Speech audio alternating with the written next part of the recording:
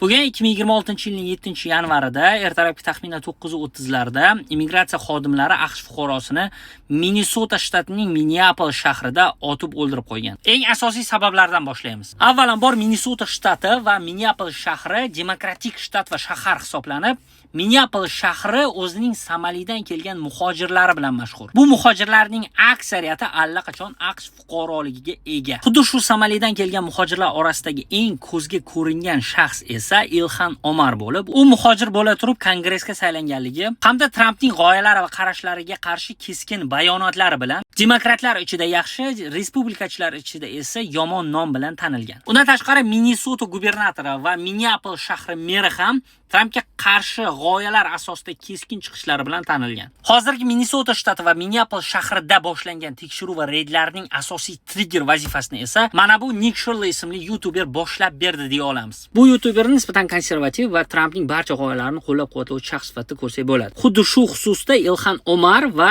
Somalidan kelgan immigrantlarni ham yomon ko'rgan holatda u Minneapolisga boradi va Somalidan kelgan immigrantlar tashkil qilgan bog'chalarda o'zicha surishtiruv o'tkazadi va uning video xulosasiga ko'ra aynan Somalidan kelgan muhojirlar ko'plab sondagi bolalar bog'chalari ochishda va shtat va federal mablag'larni o'zlashtirishda, hujjatlarni soxtalashtirishda ayblanadi. Bu video AQSh siyosatining respublikachi qanotiga juda yoqib tushadi. Nickning o'zi esa juda mashhur personaga aylanadi. Shu bilan bir qatorda aynan shu videoga asoslangan holatda Trump alohida tekshiruv o'tkazishni buyuradi.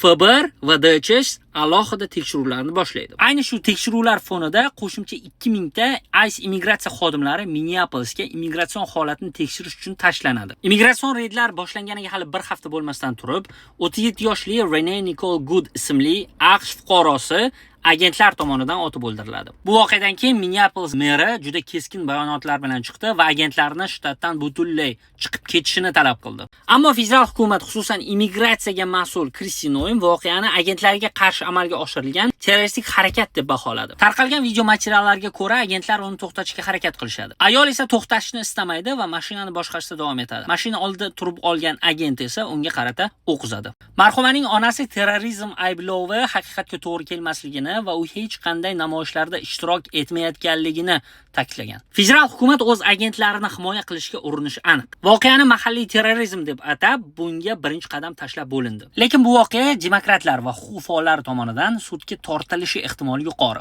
Asosiy savollar esa agentlar AQSh fuqarosini to'xtatishga haqqi bormi? Fuqaroning bo'ysunmaslikka haqqi bormi? Agar fuqaro bo'ysunmasa, agentlar kuch yoki qurol ishlatishga haqqi bormi degan savollar atrofida bo'ladi.